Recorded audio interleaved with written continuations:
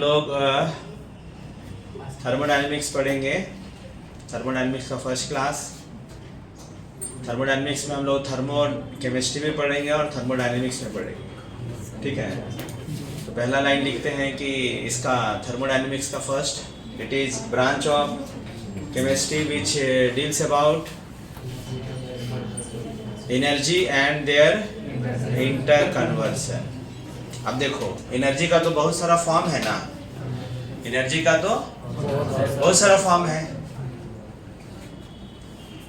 Energy में आपका heat energy भी है, साउंड एनर्जी भी है, इलेक्ट्रिकल एनर्जी भी है, केमिकल एनर्जी भी है। बट थर्मोडायनेमिक्स में हमेशा देखो, थर्मो मतलब इस चैप्टर में ज़्यादातर जो एनर्जी का बात होगा ना, वो हीट से रिलेटेड बात होगा। मतलब हीट एनर्जी का ट्रांसफॉर्मेशन। जैसे थर्मोडायनेमिक्स में हम लोग पढ़ेंगे हीट एनर्जी को वर्क एनर्जी में कैसे कन्वर्ट करते हैं। हीट एनर्जी वर्क में कन्वर्ट हो रहा है, ठीक। तो हीट एनर्जी ट्रांसफॉर्म इनटू और वर्क एनर्जी ट्रांसफॉर्म इनटू, जैसे मान लेते हैं कि कोई सिस्टम है, ठीक। अब सिस्टम में हीट देंगे तो क्या होगा, गर्म होगा। इसको हीट देंगे तो गर्म होगा ना। और गर्म करने का भाई हमारे पास दो तरीका है कि किसी का टेम्परेचर बढ़ाए तो हम इसको हीट करें, डायरेक्ट हीट दे दिए यहाँ पे, तो इसका टेम्परेचर बढ़ेगा। ऐसा भी हो सकता है कि हम इसको हीट ना करें, हम इसमें ना हीट की जगह वर्क वाला एनर्जी दे। वर्क भी तो कन्वर्ट हो सकता है ना हीट में, तो इसमें हम वर्क करें, तो वर्क करने से भी इस पे क्या होगा, हीट बढ़ेगा, हीट कंटेंट बढ़ सकता है। और हीट कंटेंट बढ़ेगा तो इसका टेम्परेचर। ऐसा भी हो सकता है कि सिस्टम में से हीट बाहर निकाले, तो या तो डायरेक्ट हीट निकाल सकते हैं हम लोग, या तो इस सिस्टम के द्वारा वर्क करवा दे। तो वर्क भी तो एनर्जी है ना, उसका भी यूनिट क्या है, जूल। हीट का भी एनर्जी क्या है, जूल। तो थर्मोडायनेमिक्स में यही पढ़ना है कि हीट एनर्जी को वर्क एनर्जी, इसी तरह से बहुत सारा एनर्जी का फॉर्म है। इंटरनल एनर्जी पढ़ेंगे, enthalpy base form of energy, enthalpy भी, एंट्रोपी, गिव्स फ्री एनर्जी, सब क्या है, एनर्जी का फॉर्म है। सब थर्मोडायनेमिक्स में हम लोगों को पढ़ना है, ठीक है ना। तो एनर्जी और उसका इंटर कन्वर्सन, उसी के बारे में हम लोग पढ़ेंगे इसमें। तो थर्मोडायनेमिक्स का जितना भी लॉ है ना, लॉ, इसमें भी लॉ आएगा ना, फर्स्ट लॉ, जीरोथ लॉ, सब आएगा। फिजिक्स का भी थर्मोडायनेमिक्स है, केमिस्ट्री का भी थर्मोडायनेमिक्स है। दोनों में अगर साथ साथ में चले तो पढ़ने में जल्दी क्वेश्चन बनता है, क्योंकि बहुत सारे बुक में क्या है, क्वेश्चन में तो दोनों का थर्मो है, इसका मतलब कुछ तो टॉपिक कॉमन होगा ना। बहुत सारे टॉपिक अलग भी है, तभी तो फिजिक्स और सिलेबस वाला को बनाने वाला थोड़ी भूल गया फिजिक्स में थर्मोडायनेमिक्स दे दिए, केमिस्ट्री में भी दे दिए, जा ऐसा नहीं है। दोनों में कुछ कॉमन है, कुछ अलग है, तभी दोनों में पढ़ना होगा। तो थर्मोडायनेमिक्स का जितना भी लॉ है ना, सारा का सारा लॉ एप्लीकेबल है मैक्रोस्कोपिक पार्टिकल। मैक्रो मतलब, तो बड़ा पार्टिकल को यहाँ थर्मोडायनेमिक्स में कैसे डिफाइन करेंगे। बड़ा पार्टिकल का मतलब, बड़ा पार्टिकल का मतलब हो गया इतना बड़ा ऐसा करने का मतलब नहीं है जो दिखाई दे। बहुत तरह का डेफिनेशन हो सकता है लार्जर पार्टिकल का। तो बड़ा पार्टिकल का मतलब होता है मैक्रोस्कोपिक, एकदम छोटा का मतलब। तो थर्मोडायनेमिक्स का जितना भी लॉ है सब मैक्रो के लिए वैलिड है, माइक्रो के लिए वैलिड। तो यहाँ पे मैक्रो का मतलब यहाँ पे समझना कि एक सिंगल एटम जो होगा ना, सिंगल एटम टाइप का बात करिए अगर, तो हो गया माइक्रो। और कलेक्शन ऑफ एटम भले दिखाई दे चाहे ना दे आपको, तो कलेक्शन ऑफ एटम होगा मैक्रो। तो थर्मोडायनेमिक्स का जो भी लॉ है वो मैक्रो के लिए वैलिड है, मतलब collection of atom, collection of molecule के लिए वैलिड है। अब वह कलेक्शन ऑफ मॉलिक्यूल आपको दिखाई दे चाहे ना दे, उससे मतलब एप्लीकेबल है। सिंगल एटम के लिए अप्लाई लेकिन नहीं करेंगे। तो ये भी पॉइंट लिख लो। All thermodynamics law, all thermodynamics law are applicable for, thermodynamics का जितना भी लॉ है, all thermodynamics law are applicable for macroscopic particle. Macroscopic particle का ब्रैकेट में लिख लीजिए कलेक्शन ऑफ एटम्स और मॉलिक्यूल्स। छोटा बड़ा साइज से कंपैरिजन मत करिएगा। कलेक्शन ऑफ एटम और मॉलिक्यूल्स, थर्मोडायनेमिक्स का जितना भी लॉ है सब उसी के लिए एप्लीकेबल है, ठीक है। दूसरा थर्मोडायनेमिक्स पढ़ेंगे ना तो बार बार कुछ कुछ क्वेश्चन में टर्म यूज होगा। ऐसे हम लोग टर्म नहीं भी पढ़ते हैं ना तो हम लोग अपने हिसाब से कुछ कुछ प्रिडिक्ट करके सोच लेते हैं, बट अगर एग्जैक्ट समझा हुआ रहेगा ना तो क्वेश्चन समझने में बनाने में आसान होगा। तो सम इम्पॉर्टेंट टर्म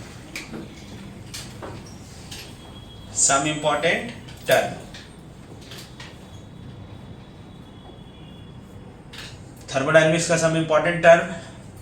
सबसे पहला टर्म अगर हम बात करें तो सबसे पहला टर्म है इसमें नाम सिस्टम किसको कहेंगे? तो इस यूनिवर्स का कोई भी ऐसा पार्ट जिसको हम लोग थर्मोडायनेमिकली स्टडी करते हैं। थर्मोडायनेमिकली स्टडी का मतलब है पढ़ते हैं कि हीट कितना है, हीट लॉस हुआ कि हीट गेन हुआ, सबको मिला के सिस्टम कहेंगे। जैसे क्लासरूम के बारे में पढ़ रहे हैं कि क्लासरूम का टेम्परेचर क्या है, क्लासरूम का प्रेशर क्या है, तो क्लासरूम सिस्टम हो गया। हम लोग क्लासरूम के अंदर है तो हम लोग सब सिस्टम का पार्ट हो गया। अब यहाँ पे एक गिलास पानी रखा है, एक कप चाय रखा हुआ, इसके बारे में पढ़ रहे हैं तो कप का चाय हो गया सिस्टम, हम लोग उसके लिए सराउंडिंग हो गया, है ना। सिस्टम को छोड़कर बाकी सारा पार्ट को सराउंडिंग कहते हैं। सिस्टम ध्यान रखना, सिस्टम है और इधर बाहर क्या है? सिस्टम सराउंडिंग में रिलेशन होता है। पहला टर्म सिस्टम था, दूसरा सराउंडिंग। सिस्टम सराउंडिंग में रिलेशन बड़ा इंपॉर्टेंट रिलेशन है। तो सिस्टम है, ये सराउंडिंग है, तो सिस्टम सराउंडिंग में हीट एक्सचेंज हो सकता है। हीट एक्सचेंज का मतलब हीट लॉस भी कर सकता है, हीट गेन भी कर सकता है। तो हीट अगर लॉस करेगा सिस्टम, तो हम यहाँ पे ना हीट को माइनस लेते हैं साइन कन्वेंशन में। ये साइन कन्वेंशन है, साइन कन्वेंशन सबके लिए अपना अपना होता है साइन कन्वेंशन, ठीक है। ये साइन कन्वेंशन सबके लिए, माने फिजिक्स वाला साइन कन्वेंशन अलग है, केमिस्ट्री का साइन कन्वेंशन अलग होता है अपना, ठीक है। फिजिक्स का अपना साइन कन्वेंशन अलग, केमिस्ट्री का।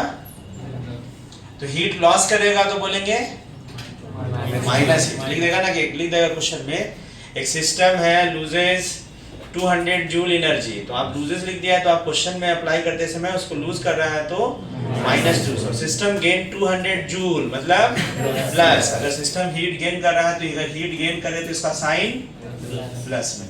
तो सिस्टम सराउंडिंग के बीच में हीट एक्सचेंज करेगा। अब हीट एक्सचेंज करने से बहुत सारे सिस्टम में हीट क्या है? फॉर्म ऑफ, जिसके अंदर में हीट लॉस करने से जो एनर्जी है सब घट सकता है, बढ़ सकता है। दूसरा है ना हीट एक्सचेंज, पहला बोल रहे हैं हम लोग हीट एक्सचेंज, और दूसरा हम लोग बात कर रहे हैं मैटर एक्सचेंज। मतलब सिस्टम और सराउंडिंग के बीच में मैटर एक्सचेंज कर सकता है, सिस्टम सराउंडिंग के बीच में। अब दोनों भी कर सकता है, एक तो भी कर सकता है। उसके बेसिस में ना सिस्टम को कैटेगराइज किया गया। सिस्टम बहुत तरह का है। तो सबसे पहला अगर बात करें तो पहला टाइप ऑफ सिस्टम। टाइप का बेसिस क्या है? टाइप ऑफ सिस्टम का बेसिस क्या है? टाइप ऑफ बेसिस के हीट एक्सचेंज कर रहा है कि, तो ऐसा पहला सिस्टम बोलेंगे ओपन सिस्टम। पहला को ओपन सिस्टम किसको बोलेंगे? जिसमें हीट और मैटर दोनों एक्सचेंज हो, उसको हम लोग बार बार क्वेश्चन कहते हैं ओपन सिस्टम। तो आप ध्यान, ओपन सिस्टम मतलब ओपन मतलब मत समझना कि हीट और मैटर दोनों एक्सचेंज हो सकता है, ये दिमाग लगाना पड़ेगा, ठीक। एग्जांपल कौन हो सकता है? क्लासरूम कैसा सिस्टम हो सकता है? ओपन की क्लोज, कि समटाइम्स ओपन समटाइम्स क्लोज? नहीं, क्लासरूम ऑलवेज ओपन सिस्टम। क्या ऐसा कोई क्लासरूम है जिसमें खिड़की दरवाजा ना हो? ऐसा कोई दुनिया में है? तो कैसे आएगा? बाकी लोग बंद कर देंगे तभी सिस्टम है। क्लासरूम खिड़की है ना उसमें, हमेशा क्लासरूम कैसा सिस्टम?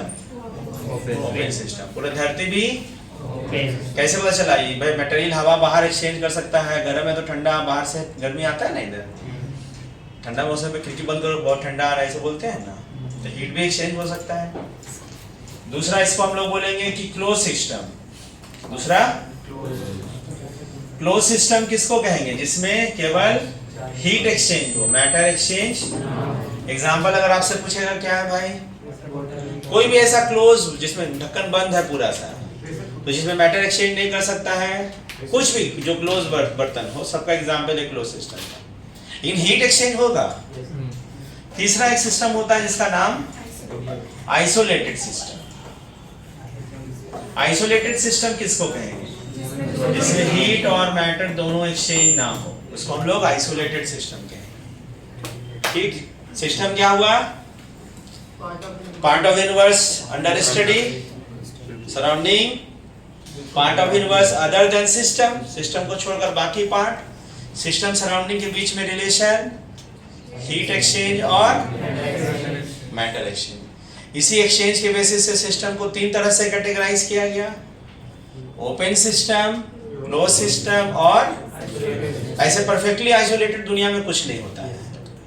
ऐसा जैसे थर्मोफ्लास्क होता है ना, चाय को गर्म थोड़ा गर्म रहता है ना, तो गर्म रखने का मतलब चाय उतना ही रहेगा, गर्म भी रहेगा, इसका मतलब हीट और मैटर एक्सचेंज। लेकिन क्या जिंदगी में गर्म रहेगा? जितना अच्छा क्वालिटी रहेगा ज्यादा समय तक रहेगा। लेकिन परफेक्टली होता नहीं आइसोलेटेड कुछ भी, लेकिन कह देगा क्वेश्चन में आइसोलेटेड मतलब हम समझेंगे कि क्यू मतलब ध्यान रखना, आइसोलेटेड का मतलब क्यू जीरो, ऐसे ध्यान सुनिए, बड़ा इंपॉर्टेंट पॉइंट है। आइसोलेटेड सिस्टम का मतलब क्यू क्या होता है? क्यू जीरो मतलब उसका हीट जीरो नहीं, हीट एक्सचेंज जीरो, ना लॉस किया है ना गेन किया है। ठीक, इतना को लिखिए, ऐसे लिख लीजिए। इसका डेफिनेशन क्या लिखा है? नहीं लिखाने से चलेगा ना? जहाँ इंपॉर्टेंट होगा उसको लिखाएंगे।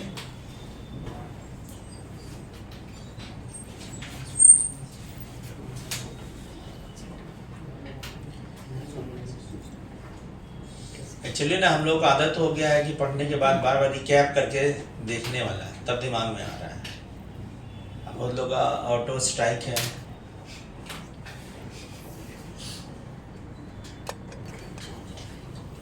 चलो आगे लिखे। हम लोग पढ़ रहे हैं टर्म, थर्मोडायनामिक्स में जो टर्म यूज होता है। अब हम लोग पढ़ते हैं ना मैक्रोस्कोपिक प्रॉपर्टी। मैक्रोस्कोपिक प्रॉपर्टी का जरूरत क्यों पड़ा? पूरा का पूरा थर्मोडायनामिक्स का जो भी लॉ है, सबका सब लॉ मैक्रोस्कोपिक पार्टिकल के लिए वैलिड है। मैक्रोस्कोपिक, तो मैक्रोस्कोपिक पार्टिकल का कुछ प्रॉपर्टी होगा ना, जैसे कलेक्शन ऑफ एटम, नहीं समझ आ रहा, कलेक्शन ऑफ एटम का कोई प्रॉपर्टी होगा ना। तो कलेक्शन ऑफ एटम का प्रॉपर्टी क्या है? Volume, pressure. क्या एक मॉलिक्यूल का मेजर करते हैं कि पूरा गैस का? पूरा गैस का मेजर करते हैं, तो प्रेशर कौन सा प्रॉपर्टी हुआ? हुआ। तो थर्मोडायनेमिक्स में सारा का सारा थर्मोडायनेमिक्स का लॉ मैक्रोस्कोपिक पार्टिकल के लिए वैलिड है। तो मैक्रोस्कोपिक पार्टिकल का प्रॉपर्टी ही ना पढ़ेंगे हम लोग। वो भी प्रॉपर्टी किससे रिलेटेड? एनर्जी से रिलेटेड, क्योंकि थर्मोडायनेमिक्स में तो एनर्जी रिलेटेड कन्वर्सन है। तो मैक्रोस्कोपिक प्रॉपर्टी होगा property related to larger particle या मैक्रोस्कोपिक पार्टिकल।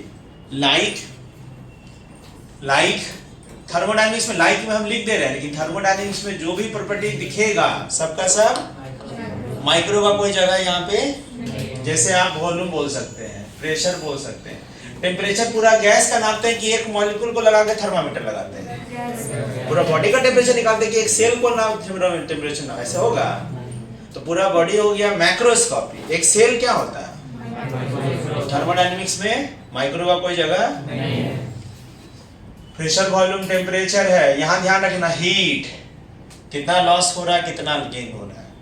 इसमें पढ़ेंगे ई मतलब इंटरनल एनर्जी, ई लिखते हैं, या यू, इसे को पढ़ना हम लोग को। हीट, इंथैल्पी, इसका नाम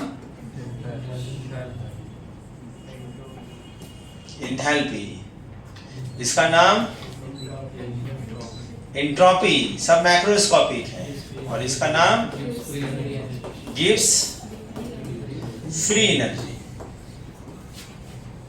ये सब एनर्जी है, इसी को हम लोग पढ़ रहे हैं। और यहाँ इंटरनल एनर्जी, दोनों में कोई लिखते हैं हम लोग इंटरनल एनर्जी। तो हम आपको बोले ना thermodynamics is a branch of chemistry which use conversion of energy. तो हीट एनर्जी को इंटरनल एनर्जी, इंटरनल एनर्जी को हीट एनर्जी को इंथैल्पी, इंथैल्पी को हीट एनर्जी, ऐसे ऐसे सब कन्वर्सन के बारे में पढ़ेंगे। वर्क, ठीक है ना, लिखो macro the property related to larger particle, property related to larger particle.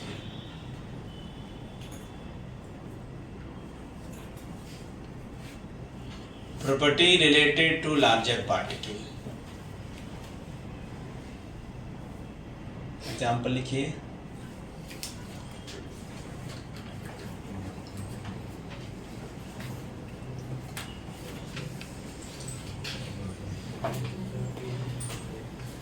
इसमें से कोई कोई पॉइंट अगर ना समझ आए तो अभी पूछ लेना, इसको बाद में सेविंग अकाउंट में रख मत लेना कि बाद में यूज करेंगे. अभी प्रॉब्लम है तो अभी पूछना.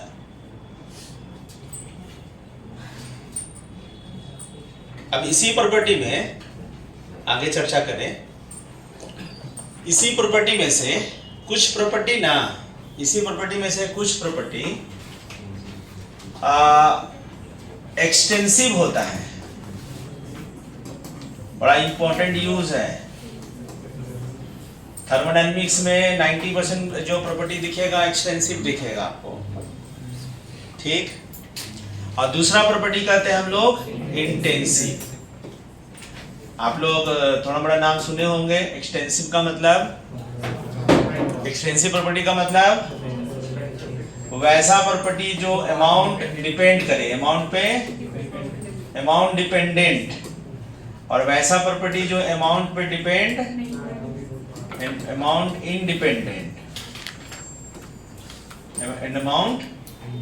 एक लाइन में अगर कहा जाए तो ऐसे कहते हैं कि एक्सटेंसिव प्रॉपर्टी इसमें से वैसा प्रॉपर्टी होगा जो अमाउंट पे डिपेंड करेगा, और इंटेंसिव जो अमाउंट पर डिपेंड. सुनने में तो अच्छा ही लगता है, पर गहराई से सोचो अमाउंट पर डिपेंड करने का क्या मतलब.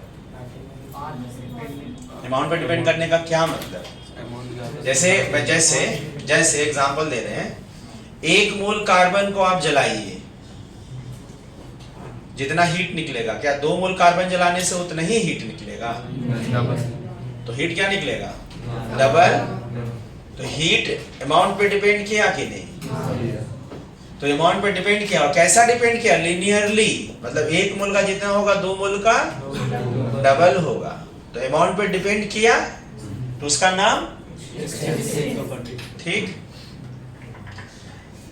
1 ग्लास पानी का डेंसिटी और 2 ग्लास पानी का डेंसिटी, डेंसिटी अमाउंट पर डिपेंड. डेंसिटी क्या हुआ? मोलरिटी पढ़े अभी. मोलरिटी पूरा सोल्यूशन का, या उसमें से 1 कप दे दे उसका मोलरिटी, तो अमाउंट पर डिपेंड. कौन प्रॉपर्टी हुआ? एक दूसरा तरीका है, मतलब ऐसे समझने के लिए तो समझ लिए. दूसरा तरीका है कि जो प्रॉपर्टी आप लेना चाहते हैं इस कंटेनर में ऐसे रख लीजिए. ठीक. पता करने का सबसे आसान है. और उसको आप आधा करिए. अगर वह प्रॉपर्टी आधा आधा हो जाए तो मतलब क्या समझेंगे? अमाउंट पे आधा आधा ना हो. जैसे सपोज करो पूरा का टेम्परेचर स्लाइड में एक आइस का टुकड़ा लो, बड़ा बर्फ का होता है ना, उसका टेम्परेचर होगा. आइस को वैसे से आधा आधा तोड़ दो तो दोनों का टेम्परेचर नापो तो टेम्परेचर को क्या बोले? आधा करने से आधा नहीं हुआ तो कौन प्रॉपर्टी? ठीक. और पूरा का वॉल्यूम तो आधा आधा करो तो वॉल्यूम आधा आधा होगा ना. क्या होगा? एक्सटेंसिव. प्रेशर, प्रेशर में फंस जाता है सब लोग. प्रेशर भी इंटेंसिव. कैसे? हम लोग थोड़ा ये नहीं पढ़े हैं, लेकिन V इक्वल टू NRT नाम सुने हैं ना? V इक्वल टू NRT तो प्रेशर है. प्रेशर किस पे, किसके रेशियो पे डिपेंड करता है? NRT by V. अब हम आधा आधा किए तो आधा करने से बताओ इसमें कौन कौन आधा हुआ? वॉल्यूम आधा हुआ, मोल भी आधा हो गया, टेम्परेचर आधा हुआ. तो ये और ये क्या हो गया? तो आधा करने से प्रेशर का रेशियो वही रहा कि चेंज हो गया? वही रहा ना. तो प्रेशर को क्या बोलेंगे? इंटेंसिव. एक्सटेंसिव इंटेंसिव समझ लीजिएगा. ग्लास का रिफ्रैक्टिव इंडेक्स, ग्लास है ना, तो बड़ा टुकड़ा का रिफ्रैक्टिव इंडेक्स लो या उसको आधा आधा कर देंगे तो रिफ्रैक्टिव इंडेक्स चेंज हो जाएगा? नहीं होगा. ये सब हम लोग पढ़ेंगे. हीट क्या निकला अभी? एक्सटेंसिव. 1 ग्राम को 1 मोल को जलाएंगे तो जितना हीट 2 मोल को जलाने से उतना ही हीट. ये सब जितना प्रॉपर्टी है ना, ये सब आपका एक्सटेंसिव है. सब क्या है? पढ़ेंगे तो समझ आएगा. सब एक्सटेंसिव प्रॉपर्टी मतलब अमाउंट पे और ध्यान रखना जो जो एक्सटेंसिव प्रॉपर्टी है मतलब अमाउंट पे डिपेंड कर रहा है ना, तो कभी भी किसी क्वेश्चन पे आपसे पूछेगा ना इंथैल्पी इंटरनल एनर्जी निकालो, तो इंटरनल एनर्जी निकालो तो भैया तो अमाउंट पे डिपेंड करता है, तो बिना अमाउंट दिए पूछेगा, क्योंकि अपने मन से कोई अमाउंट ले लीजिएगा, कोई दूसरा लोग दूसरा ले लेगा, अलग अलग लोगों का अलग अलग आएगा ना।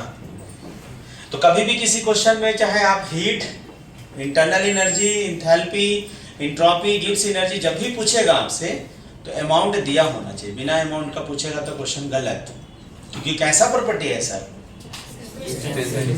ठीक। इसको लिखिए और अपने मन से हम लिखते जा रहे हैं, जैसे pressure, volume, temperature, heat, internal energy, enthalpy, entropy, Gibbs energy, work done, ठीक, density, molarity, molality, normality, mole fraction, ये सब में बोलिए कौन एक्सटेंसिव कौन इंटेंसिव टिक लगा लीजिए अपने से, तो याद रहेगा उससे, है ना। देखिए इसमें से कौन सा प्रॉपर्टी एक्सटेंसिव है, कौन सा इंटेंसिव है,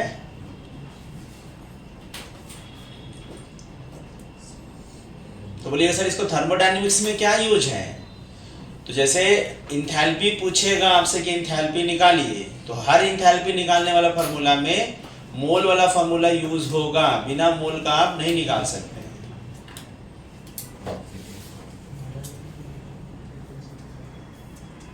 मोल फ्रैक्शन निकाल लो तो तुम मोल फ्रैक्शन निकाल लो, थोड़ा सा लो ज्यादा लो तो मोल फ्रैक्शन बदलेगा, मोल बदल जाएगा, मोल किसका बदलेगा, मोल फ्रैक्शन तो रेशियो ना है, सारा कंसंट्रेशन टर्म जितना भी पढ़े हैं ना सबका सब इंटेंसिव है।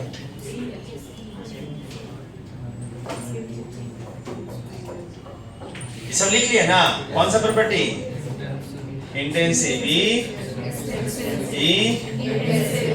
एक्सटेंसिव,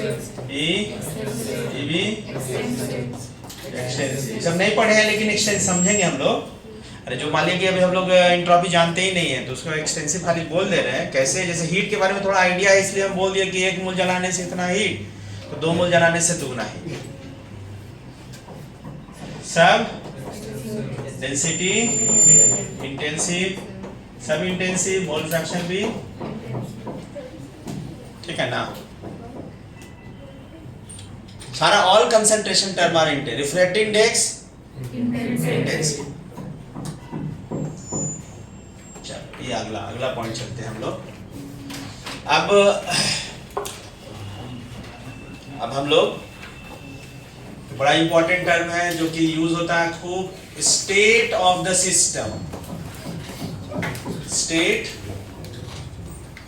सिस्टम का फलाना स्टेट ए है, स्टेट बी में चेंज हो रहा है, बार बार क्वेश्चन पढ़िएगा ना थ्योरी तो ऐसा लिखा हुआ टर्म मिलेगा आपको, एक system of state A change to state B, change to state C, final gain initial state A, ऐसा टर्म लिखा रहेगा। तो स्टेट ऑफ द सिस्टम बोलने का क्या मतलब, आपको क्या लगता है आप लोग का? बहुत लोगों को दिमाग आता है ना सॉलिड लिक्विड, हाँ वो भी एक स्टेट है लेकिन वह फेज में यहाँ काउंट होगा, solid phase, liquid phase. State का मतलब ना, स्टेट वो तो फेज बदल रहा है ना, वो फेज बदलने से भी स्टेट बदलता है। स्टेट का मतलब यहाँ पे कि कोई सिस्टम है, सिस्टम का अपना कुछ मैक्रोस्कोपिक प्रॉपर्टी होगा, एक सिस्टम है जिसका स्टेट ए है। स्टेट बोलने का मतलब है कि सिस्टम का स्टेट बोलने का मतलब है जिस समय हम पढ़ रहे हैं वो उस समय इसका कुछ मैक्रोस्कोपिक प्रॉपर्टी लाइक प्रेशर होगा, लाइक वॉल्यूम होगा, like temperature, like internal energy, like entropy, like enthalpy, Gibbs energy कुछ होगा, सबको मिलाकर सिस्टम का स्टेट कहा जाता है। बार बार कभी कहेगा ना कि सिस्टम ऑफ स्टेट ए, तो स्टेट ए बोलने का मतलब है आपको दिमाग में आना चाहिए कि अच्छा सिस्टम का स्टेट ए का मतलब कुछ प्रेशर, वॉल्यूम, टेम्परेचर के बारे में बोल रहा है कि कुछ है, ठीक। और सिस्टम का स्टेट बदलने का मतलब, सिस्टम का स्टेट बदलने का मतलब प्रेशर बदल गया होगा या तो वॉल्यूम बदला होगा, एनी चेंज, सारा चेंज जरूरी नहीं, सारा चेंज हो जाए तब भी ठीक है, कोई एक तो चेंज हो जाए तब भी ठीक है, एक तो कांस्टेंट रह जाए बाकी सब चेंज हो जाए तब भी ठीक है, मतलब any change in pressure, volume, temperature like macroscopic property of system is called change of state of the system, उसको कहेंगे। और स्टेट ऑफ द सिस्टम क्या कहेंगे कि किसी सिस्टम का किसी इंस्टेंट पे किसी क्या प्रेशर, क्या वॉल्यूम, क्या टेम्परेचर etc है, उसी को मिलाकर सिस्टम का स्टेट कहते हैं। और स्टेट बदलने का मतलब प्रेशर, वॉल्यूम, टेम्परेचर बदलना को स्टेट बदलना बोलते हैं। ठीक, लिखते हैं state of the system. It is sum total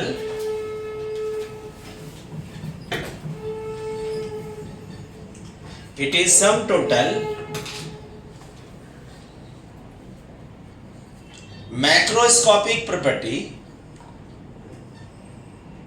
some total macroscopic property like, सब लिख लीजिए, pressure, volume, temperature, internal energy, enthalpy, heat etc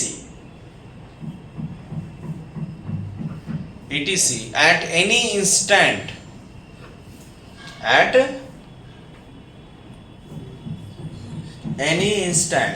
is called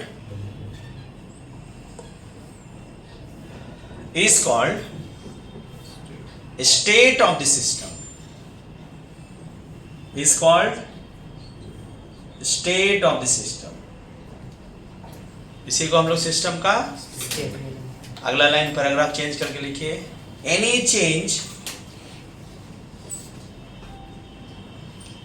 change in macroscopic property of system, any change in macroscopic property of system like pressure, volume, temperature etc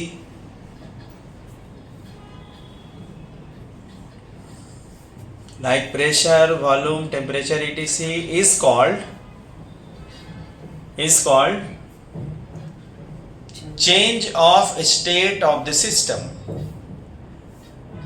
इसी को हम लोग system का state change होना कहते हैं।